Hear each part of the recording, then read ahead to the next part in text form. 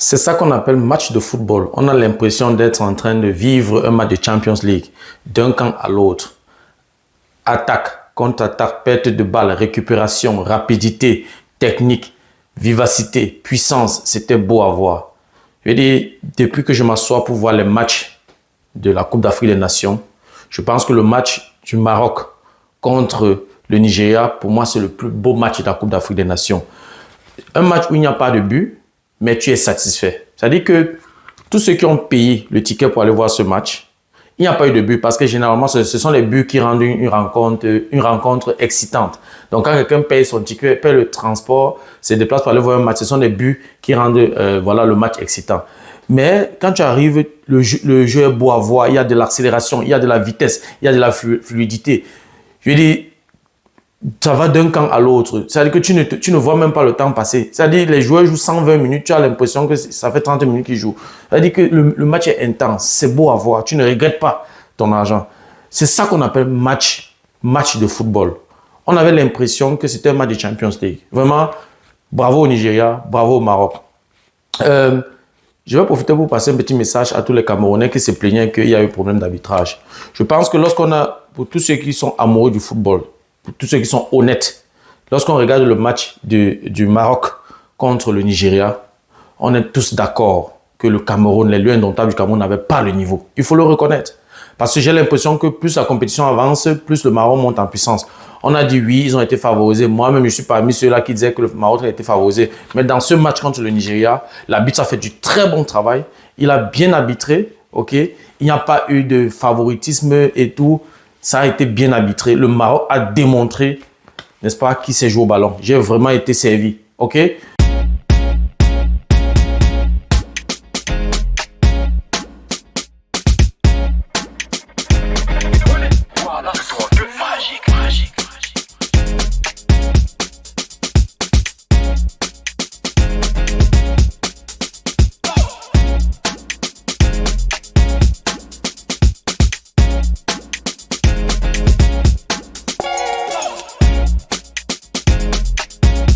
Donc, on va décrypter ce match dans la vidéo d'aujourd'hui. J'ai pris quelques notes. C'est ça le football. Je veux dire, c'est vrai, j'aurais aimé que les Lions indomptables soient dans cette situation et jouent un tel match. Mais il faut le reconnaître que face au Maroc, c'est vrai, on a eu quelques actions que l'arbitre pouvait siffler en notre faveur. Mais sincèrement, la façon que le Maroc a joué contre le Nigeria, je veux dire, c'est du haut niveau. On sent une équipe qui s'en va au mondial. Et je pense que le Maroc va bien représenter l'Afrique au mondial, au prochain mondial. Donc, j'ai été vraiment satisfait. Donc, on va décrypter dans le match d'aujourd'hui. Le Maroc a donc éliminé le Nigeria au tir au but. Après 90 minutes, le match était 0-0. Ils sont allés aux prolongations jusqu'à 120 minutes. Il n'y a pas toujours eu but. Ils sont allés au tir au but. Et finalement, le Nigeria s'est incliné 2 buts contre 4. Contre le Maroc. Moi, et je l'ai toujours dit, je pense dans l'une de mes publications, j'ai dit, le Nigeria doit gagner son match pendant le cours du jeu, pendant le match. Parce que si ça va au tir au but, c'est dangereux. Bono, c'est un killer. Je pense qu'il a pris 2 ou 3 pénaltys, un truc de ce genre. Et les gars sont adroits, les gars tirent bien. Voilà, ils ont marqué 4, tandis que le Nigeria a marqué 2. Et les Nigérians ont eu un problème de mental. Il y a un autre qui a tiré le pénalty comme s'il avait peur du ballon. Je ne sais pas si il avait peur du ballon, il avait peur du public, il avait peur du gardien, il avait peur des goals. Ça se voyait même, et son tir était comme le tir d'un enfant de moins de U8. Je veux dire, ça c'était pas le tir d'un professionnel. C'est pas le tir d'un professionnel. De toutes les façons, je me suis régalé. Donc, voilà, on va donc tracer notre stade. On va positionner les joueurs, on va expliquer. Je vais dire 2 ou 3 choses je vais aborder l'aspect tactique. Je vais parler également de la performance de certains joueurs qui se sont démarqués. Je vais pas parler de tous les joueurs, sinon la vidéo sera trop longue. Donc, on va tracer le stade. On mentionne d'abord le match. C'était le match de demi-finale, la deuxième demi-finale, qui opposait le Nigeria au Maroc. Le Maroc a fait un très très beau match. Ça dit qu'ils ont été tactiquement prêts, mentalement prêts, organisés, structurés dans leur façon de jeu. Tu sens qu'ils ont un objectif à atteindre. C'était beau à voir. Le Nigeria, puissant. Non, c'était beau. C'était un très, très beau match. Je me suis vraiment régalé. Il n'y a pas eu de but, mais j'ai eu vraiment du plaisir. J'ai eu vraiment du plaisir. Bon, on va tracer le stade. On va utiliser la couleur noire pour tracer le stade. Voilà notre stade. Notre stade. Parce que quand on veut expliquer un peu tactiquement, il nous faut de l'espace. Voilà. Maintenant, on va mettre le milieu de terrain quelque part ici. Puis maintenant, on va matérialiser la ligne. Ça va nous simplifier pour que les goals soient vraiment alignés. Il faut un peu de précision dans ce qu'on fait. C'est très important. C'est parce que je vous respecte. Je prends la peine de bien dessiner pour que ce soit beau à voir. OK? On a l'impression que voilà, on utilise une machine pour tracer le stade. Ça fait sérieux, ça fait professionnel. Si dans les petites choses tu n'es pas sérieux, ce n'est pas dans les grandes choses que tu seras sérieux. OK. Le Nigeria sera ici à gauche. Et ici, ce sera le Maroc. On va se abréger MAR. Le Nigeria joue avec un système 4, 3, 1, 2. Tandis que le Maroc a joué avec un système 4, 1, 4, 1. Et généralement, quand un coach joue avec ce genre de système, c'est pour gâter seulement les autres systèmes. Ça, c'est un système qui gâte le système 4, 3, 3. OK? Parce que quand tu observes bien, si la sentinelle, parfois il se retrouve, s'il se retrouve un peu bas, il joue avec une défense à 5, ça devient le 5, 4, 1. OK? Et il y a des situations de jeu où il se retrouve en train de jouer 4, 5, 1. C'est un système très, très, je vais dire très conservatif et flexible. Donc, et ça se dessine en fonction de la position de la sentinelle. Si la sentinelle veut se projeter vers l'avant, ça va faire un 4, 5, 1. C'est un système extrêmement flexible. OK. Donc, voilà les deux systèmes de jeu. On va maintenant positionner les joueurs. On va mettre d'un côté le Nigeria et de l'autre côté, on va mettre le Maroc. On matérialise les joueurs. C'est vite fait, on va pas perdre le temps et tout. Faut pas que la vidéo soit longue. Voilà, on va parler un peu tactique. Voilà la première ligne défensive. OK. Ensuite, avec 3. Ici, on avait une personne là, l'autre là, l'autre là. Donc, en fonction de la phase de jeu, celui-ci va se retrouver un peu comme ça. Ou alors, les deux vont plutôt aller vers l'avant et il sera seul, la sentinelle seule. Donc, il y a les situations de jeu où il se retrouve avec 2 sentinelles et les situations de jeu où il se retrouvait avec une seule sentinelle. On avance. Il y a encore 3 joueurs qui manquent. Il y avait une personne ici. OK. Une personne là. Et on a donc les 2 ici. OK. On avance.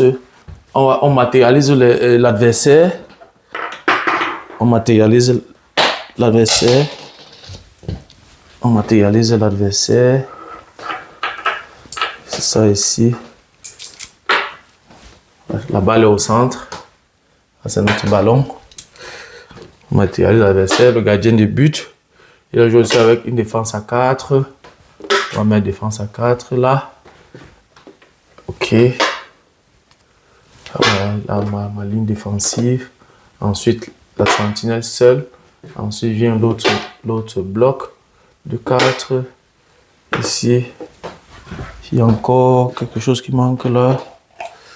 Voilà, le voici ici, exactement. L'autre là, comme ça. Et puis, il y a celui-ci qui est là. Voilà. Voilà comment le Maroc a joué. J'ai beaucoup apprécié la discipline du Maroc. Maintenant, on va écrire les noms des joueurs. D'un côté, on va utiliser la couleur verte, l'équipe du Nigeria. Voilà. On va aller rapidement. Parce que il y a quelques petits trucs à dire en ce qui concerne la performance de quelques joueurs qui se sont démarqués. Au niveau, pour le Nigeria, au niveau des goals, on avait qui? On avait Mouabali. Vraiment, je sais pas, je vais écraser son nom. Mouabali qui était au goal. Maintenant, du côté gauche là-bas, ils ont les noms un peu compliqués.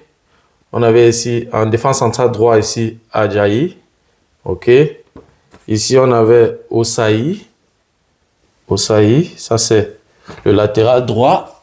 On avance ici. On avait qui là? On avait ici à gauche. Ça c'est... Je vais dire quelque chose par rapport à ce défenseur central qui m'a marqué. J'ai passé tout le match à l'observer. Et latéral gauche, on avait Onye Maeshi. Les noms là ne sont pas faciles. Et lorsqu'on avance maintenant ici, on avait Iwobi ici. Et ici, on avait le deuxième milieu de terrain. Ici, on avait Onyedika. OK. Et ici, on avait... Tout ça s'appelle Onyeka. Franck. Et lorsqu'on avance, on avait ici Lookman. Et de ce côté, Osimhen. Et de l'autre côté, Adams. Voilà comment le Nigeria a joué. Maintenant, on va faire la même chose de l'autre côté avec l'équipe du Maroc. Bono, c'est le killer, le killer des pénaltys. On avance ici avec la défense centrale. On avait ici Adam Massina. Ici, on avait Mazraoui.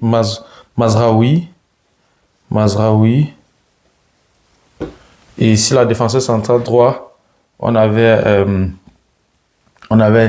Naïef. On avait Naïef ici.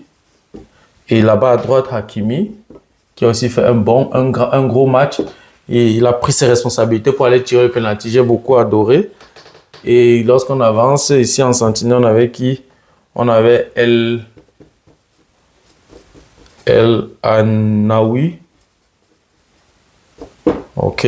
On avance un peu. Ici à gauche, on avait qui? On avait Ezal Zouli. On avance ici. On a Ismaël Zaibari. Lorsqu'on avance ici, on avait qui? On avait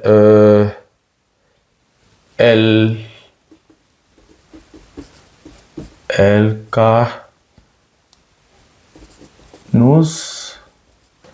Et de l'autre côté, Brahim Diaz, le star. Brahim Diaz. Et en attaque, donc, l'homme des reprises de volée, Ayoub El Kabi. Voilà. Je crois que l'équipe est complète.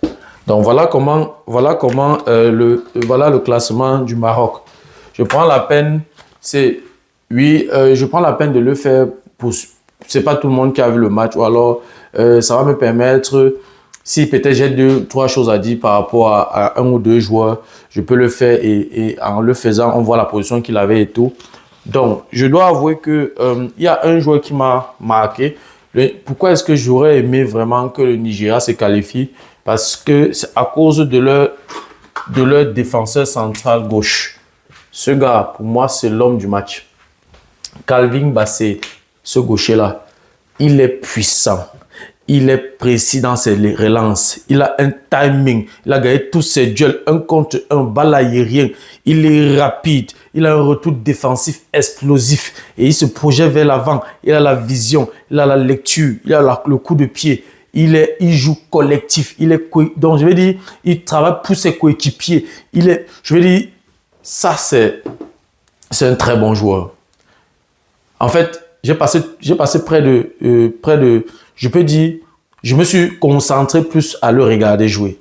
J'avais du plaisir à le regarder jouer. J'aurais vraiment aimé le voir en finale. C'est un très, très bon joueur. Maintenant, je ne sais pas quel problème Lookman avait aujourd'hui. Lookman n'a pas joué le niveau que je connais de lui. Parce que normalement, Osimhen avait toujours les soldats. C'est-à-dire que il y avait toujours minimum 2-3 personnes sur Osimhen. Puisque c'est un killer. Donc, du coup, ce genre de personnes, on ne le laisse pas seul. Donc, moi, je me suis dit que le fait de fixer Osimhen, ça devait absorber 2 joueurs, ça devait permettre à Adams et à Lookman d'avoir la liberté de jeu, mais ce n'était pas trop ça. Les Marocains étaient organisés, structurés dans leur manière de défendre. C'est-à-dire que c'est juste qu'ils avaient beaucoup de ballons, ils cherchaient, je veux dire, ils provoquaient des contre-attaques et tout, mais qui n'aboutissaient pas. Mais sinon, ils ont su, je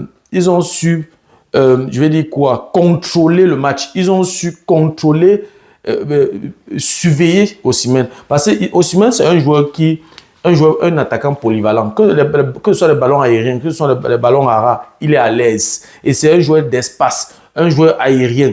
Je veux dire, tu peux utiliser n'importe quelle méthode de relance, n'importe quel ballon qui arrive, il peut te faire ça bien. Donc, du coup, c'est un joueur qu'on ne doit même pas lui donner une seconde de réflexion et on ne doit même pas lui accorder 1 millimètre d'espace. Et c'est ce que les Marocains ont fait. Exactement ce que les Marocains ont fait sur Carlos Baliba en quart de finale contre le Cameroun. Ils ont fait la même chose sur Osimhen. Mais pour Lookman avait un peu de liberté et tout. Je n'ai pas compris. Il ne réussissait pas toutes ses actions. Ce n'était pas le Lookman que je connais. Parce qu'en principe, Osimhen seul avalait déjà 2 joueurs. La tâche devait être un peu plus facile pour Lookman, mais ce n'était pas ça. Ils n'ont presque pas cadré. Donc, du côté du Maroc, Hakimi a fait un gros match. Brahim Diaz a fait ce qu'il avait à faire, percuter, accélérer. Il a provoqué, cherché les coups francs. Mais il a aussi été une très bonne défense. OK? Et moi, ce qui m'a marqué sur la défense marocaine, c'est leur structure. Il n'y a pas un défenseur qui est waouh dans leur équipe. Ils sont tous presque au même niveau, mais ils sont organisés, ils sont structurés, ils sont disciplinés dans leur défense. Ce n'est pas pour rien que depuis le début de la compétition, ils n'ont encaissé qu'un seul but. Oui, ils n'ont encaissé qu'un seul but. Voilà une équipe qui s'en va comme ça jouer la finale et a encaissé un seul but contre le Mali. Contre le Mali. En quart de finale, ils n'ont rien encaissé. En huitième de finale, ils n'ont rien encaissé. En quart de finale, ils n'ont rien encaissé. En demi-finale, ils n'ont rien encaissé. Ils ont encaissé un seul but face au Mali. Donc, ce n'est pas un hasard. Pas parce qu'ils ont les plus grands défenseurs. Ils n'ont pas les Nesta dans leur équipe. Ils n'ont pas les Cannavaro. Ils n'ont pas les Ramos. Ils n'ont pas les Puyol dans leur équipe. Ils sont tous au même niveau. Mais ils ont su maîtriser l'attaque puissante du Nigeria. On parle comme ça d'une attaque qui a mis 14 buts. 14 buts à la Coupe d'Afrique des Nations. Mais ils ont pu les contrôler. Et vous, les Camerounais, vous allez venir me dire que l'arbitre a reçu l'argent et a favorisé le Maroc. Regardez vous-même le match Maroc-Nigeria. Observez vous-même ce match. Regardez l'intensité qu'il y avait dans le jeu. Regardez la fluidité qu'il y avait dans le jeu. Regardez regardez les efforts tactiques que les joueurs faisaient. Les systèmes de jeu changeaient à tout moment. Tu ne sais pas si c'est le 4-3-3. Tu ne sais pas si c'est le 4-3-1-2. Tu ne sais pas si c'est le 4-5-1. Tu ne sais pas si c'est le 5-4-1. Ça variait en fonction des phases de jeu. C'est ça le football de haut niveau. Moi-même qui suis un observateur averti, j'avais du mal. À chaque moment, je prenais note. À chaque moment, je prenais note parce que les systèmes de jeu variaient.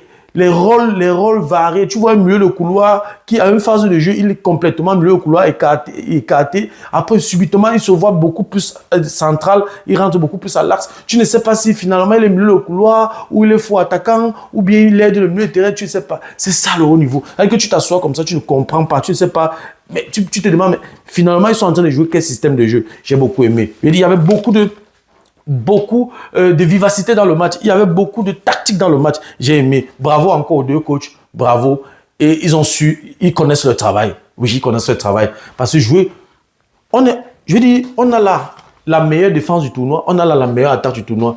Pas de but. Le Nigeria, généralement, encaisse. Mais ils n'ont pas encaissé. Face à Diaz qui marque quand il veut, comme il veut. Brahim Diaz a 5 buts. Il marque quand il veut, comme il veut. Mais contre le Nigeria, il n'a pas marqué. Et le match l'a dépassé. Il n'a pas fini le match. Donc, c'est pour dire ce que ça veut dire. Donc, c'était 2 équipes là vraiment équilibrées. Et j'ai quand même relevé voilà quelques statistiques du match. Le Nigeria a eu un seul tir cadré et le Maroc a eu 5 tirs cadrés. Possession de balle, le Nigeria a eu 51% de plus, 51% en possession de balle, tandis que le Maroc était à 49%. Et les cartons jaunes, le Nigeria a eu 2 cartons jaunes et le Maroc 0 carton jaune. Les corners, le Nigeria a eu un seul corner et le Maroc a eu 5 corners. Et arrivé au tir au but maintenant, voilà, après 90 minutes, le match est fini 0-0, ils sont allés aux prolongations, ils n'ont pas pu donc Voilà, il n'y a pas eu but et ils sont allés au penalty. Le Maroc donc a gagné au tir au but 4-2. Qu'est-ce que je peux dire du Maroc? En fait, le Maroc avait un bloc. Je vais dire la façon dont j'ai aligné les joueurs. Je vais dire la façon que ces gars ont joué. Je vais d'abord commencer par le Maroc. Ensuite, je vais parler du Nigeria. Le Maroc avait un bloc collectif très compact. C'est ça qui a fait en sorte que Osimhen n'a pas pu s'exprimer. Osimhen n'a pas pu tirer au goal. Lourman qui bute, qui marque quand il veut. Il y avait les matchs, je pense, match de Champions League. Contre une équipe allemande, il avait triplé. C'est-à-dire que Adams n'a même pas vu, même pas tiré au poteau, rien du tout. Ok? Donc, les Marocains avaient un bloc collectif très compact. Et ils avaient une façon de mettre la pression. Partout, il y avait le ballon, il y avait au moins 3-4 Marocains. Minimum 3. Minimum 3. Donc, ils avaient un pressing coordonné pour couper les circuits nigérians. C'est-à-dire que dès que un Nigérian accélère avec une contre-attaque, il y avait toujours un bloc de Marocains là pour stopper. D'abord qu'ils mettaient la pression très haut et même quand bien même la défense nigériane parvenait à ressortir le ballon, dès que ça se retrouvait dans le camp marocain, il y avait une pression forte. 2, 3, 4 Marocains allaient encadrer le porteur du ballon. C'était incroyable. Okay? Donc, avec le pressing qui était coordonné, qui était discipliné, qui était organisé, ils parvenaient à couper tous les circuits nigérians. Et aussi, j'ai aussi observé le Maroc qui avait des transitions extrêmement rapides. Le Maroc avait des transitions extrêmement rapides et ils exploitaient les espaces. Parfois, ils sont dans un bloc comme ça, comme un peu subitement, ils changent de côté. Tu vois le joueur qui reçoit le ballon à tout le boulevard. Et c'est pour ça qu'il y a eu beaucoup de situations où Calvin Bassé se retrouvait toujours dans une situation où il était 1 contre 1 en tant que derrière défenseur, ce qui est souvent dangereux parce que le Maroc utilisait bien ses espaces. Et en plus de ça, ils n'ont pas n'importe qui au goal. Je vais dire, il n'y a pas une équipe ne peut pas remporter un titre sans un grand gardien au goal. Et Bono n'est pas un petit gardien. Il n'est pas un petit gardien. Donc, ils ont un gardien influent et qui a d'abord le mental qu'il faut et qui sait se maîtriser. Pas nous, les gardiens comme Epassi, par exemple, que lorsque on mène 1-0, il reste 10 minutes, il panique tellement au goal, si bien qu'il peut encore lui-même prendre le ballon, mettre dans les filets. Mais Bono, c'est un gardien qui a le mental, il est influent et il se maîtrise dans les moments clés du match. Quand la phase est un peu compliquée ou alors quand l'adversaire met trop de pression, Bono sait maîtriser, Bono sait ce qu'il faut dire à ses gars pour les remonter. Quand je vois un Bono, je vois un peu André Onana avec les Lions d'Ottawa du Cameroun. Tu ne peux pas savoir, même quand il y a la pression, tu es en train de sourire, remonter ses gars et tout. C'est ça le mental de footballeur. Il n'a pas eu peur. Par exemple, je me rappelle un match de Champions League où il sort carrément le crochet à Haaland. Il vient sur Haaland, il n'a pas peur de parler à Haaland. C'est quand même Haaland, gars. C'est quand même Haaland, mais il n'a pas peur. C'est ça qu'on appelle avoir un gardien influent. Et quand tu as un gardien comme ça dans les goals, tu peux avancer dans la compétition sans crainte. Et je trouve ça, c'est un atout pour l'équipe du Maroc. Et maintenant, en ce qui concerne le Nigeria, on ne doute pas, ils ont marqué 12 buts, ils ont marqué 14 buts. C'est pas un hasard. Ok? Ils ont une attaque puissante, verticalisée. Je veux dire, quand les défenseurs nigérians ont le ballon, ils ont plusieurs choix. Parce que Osimhen, c'est quelqu'un qui est polyvalent. Le ballon vient en l'air, il peut bien travailler ça. Le ballon vient au sol, il peut bien travailler ça. Que le ballon vient dans les espaces, il peut bien travailler ça. Le ballon vient n'importe comment, il peut bien travailler. Que ça vienne en centre, il peut bien travailler. Que ça vienne en centre comme ça, il peut bien travailler. De toutes les façons, c'est un avant-centre complet en fait. Et c'est un atout. Mais les Marocains ont su le cadrer. Les Marocains ont su le neutraliser. Ok?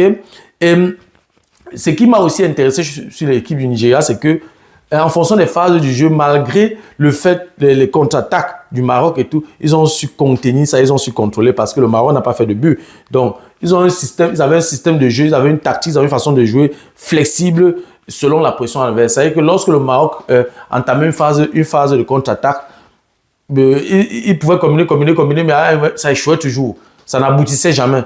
Il y avait toujours un pied nigérian ou alors il y avait toujours un Nigérian pour stopper la contre-attaque et tout. Et c'était génial. Je veux dire, et une fois qu'il perdait, ça relançait la contre-attaque dans l'autre sens et tout. C'est ça qui rendait encore ce match extrêmement intéressant. Ok? Et ce que j'ai aussi trouvé très très intéressant avec le Nigeria, c'est que oui, ils n'ont peut-être pas été puissants devant. Les attaquants ne mettaient pas trop de pression tout le temps. De temps en temps, Osimhen mettait la pression. Mais ce qui m'a plu, c'est que le Nigeria réussissait à a réduit les espaces pour empêcher le Maroc de se développer. Parce que les Marocains sont des joueurs rapides qui utilisent bien les espaces. Donc du coup, quand tu réduis les espaces, ils ont du mal à s'exprimer. Maintenant, quand tu réduis les espaces et tu vas maintenant avec la confrontation, les 1 contre 1, tu vas avec la puissance. Et c'est là où ce gars a écrit son nom parmi les footballeurs africains. Ce gars, il est puissant. Parce que lorsque le Nigeria réduisait les espaces, empêchait les Marocains d'être dans leur registre, alors il reste quoi? Il reste le 1 contre 1, il reste la puissance, il reste la confrontation. Et c'est à ce niveau donc c'est pour ça que le Maroc n'a pas fait de but. Donc, en résumé, le Maroc avait un pressing intense, ce qui étouffait les Nigérians et empêchait les Nigérians même de ressortir le ballon. Même quand bien même ils réussissaient à sortir, arriver dans le camp marocain, ils rencontraient beaucoup de difficultés. Le Maroc avait une défense structurée, disciplinée. Et il est très difficile pour un footballeur de rester tactique, structuré, discipliné tout le match. 90 minutes, on peut encore comprendre, mais jusqu'à 120 minutes. Et là, le Maroc a su bien faire ça. Une défense très structurée. Ils avaient une bonne attaque. Ils avaient une attaque créative. Ils engageaient les contre-attaques. Ils parvenaient à combiner. Ils provoquaient l'adversaire et tout. Mais limité, parce que ça n'aboutissait pas. Ça n'aboutissait pas. Ils ont tiré quelques rares faux goals, mais ils n'ont pas marqué. Et comme autre chose de positif que j'ai remarqué dans l'équipe du Maroc, c'est le mental d'acier qu'ils avaient. Le mental marocain était plus élevé que le mental nigérian. Oui, on peut comprendre, ils sont à domicile, ils ont les fans, ils ont leur public et tout, c'est différent. Mais ils avaient un mental très élevé. On a vu même pendant les tirs au but, comment les Marocains étaient plus sereins quand ils tiraient leurs pénaltys. Donc du coup, quand une équipe regroupe toutes ces qualités-là, c'est clair qu'à la fin, elle va gagner. Maintenant, en parlant du Nigeria, le Nigeria avait aussi un bon pressing. Ils avaient un pressing adapté en fonction des phases du jeu, en fonction de la situation, en fonction de la position du ballon et tout. Mais ils n'étaient pas agressifs comme ceux-ci. Parce que les Marocains étaient vraiment agressifs dans les pressings. Les Nigérians n'étaient pas agressifs. Le seul Nigérian qui était vraiment agressif, Lookman par exemple, il n'était pas agressif, mais le seul qui était vraiment agressif dans les 1 contre 1, dans les duels, c'était Bassé, qui m'a vraiment impressionné. Oui, donc ils avaient un pressing adapté, mais moins agressif.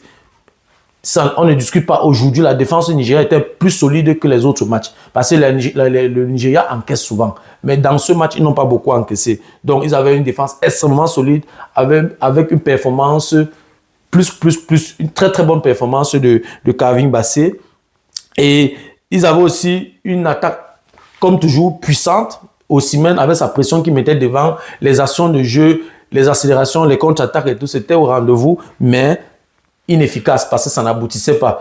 Ils ont tiré une seule faux goal. Donc, il n'y avait pas d'efficacité dans leur contre-attaque et tout. Donc, ils ont une attaque puissante. Ils avaient une attaque puissante, mais qui n'était pas efficace. Et pour finir, ils n'ont pas eu un mental assez élevé, assez haut pour pouvoir gagner au tir au but. Parce que les tirs au but, ce n'est pas le meilleur tireur qui gagne. C'est celui qui a plus de mental qui gagne. Et ça a manqué aux Nigérians. Ils ont raté, je crois, 2 pénaltys et tout. Et ils ont marqué 2 buts, ils ont tiré 2 fois. Et ils ont marqué 2 fois. Et le Maroc a marqué 4 fois. Donc, ce n'était pas suffisant pour rattraper l'écart. Donc, voilà. Je pense que le Maroc mérite sa victoire. J'aurais aimé que le Nigeria passe. Quand je regarde la performance de Kavin Bassé, mais c'est le football. Ce n'est pas une science exacte. Voilà. Donc, le Maroc a mérité sa victoire. Ils sont à domicile. Ils nous ont livré un très beau football. C'était beau à voir. Donc, ce que j'ai vu contre le Cameroun, ils ne m'ont pas dessus ici. Parce que s'ils arrivaient ici, le Nigeria les tapait 3-0, j'allais dire, on pouvait encore revenir sur la discussion de l'arbitrage et tout. Mais on a vu clairement que le Maroc a le niveau. Ils ont le niveau. Donc, le match contre le Sénégal va être un match choc. Et pour moi, il est difficile de dire qui va gagner, qui va remporter ça. Parce que j'ai fait une vidéo, la toute première vidéo sur la simulation. J'ai utilisé quelques méthodes de combinaison de matchs et tout. J'avais dit la finale devait être, je crois, Maroc contre la République démocratique du Congo, un truc de ce genre. Je ne me rappelle plus très bien. Mais de toute façon, on va regarder dans ma chaîne. J'ai fait une publication où j'ai fait la simulation de la Coupe d'Afrique des Nations. Et le Maroc était en finale. Et le Maroc devait remporter sa coupe. Bon, voilà. Puisque c'était juste une simple simulation. C'était un peu comme une, voilà, comme une loterie, quoi. Donc, je dis, j'essaie d'utiliser certains arguments pour justifier mes choix et tout. Mais le Maroc, ce que j'ai vu contre le Nigeria, ils ont le niveau. Donc, si le Maroc remporte, pour moi, ça ne m'étonnerait pas. Ça ne m'étonnerait pas parce qu'ils ont le niveau.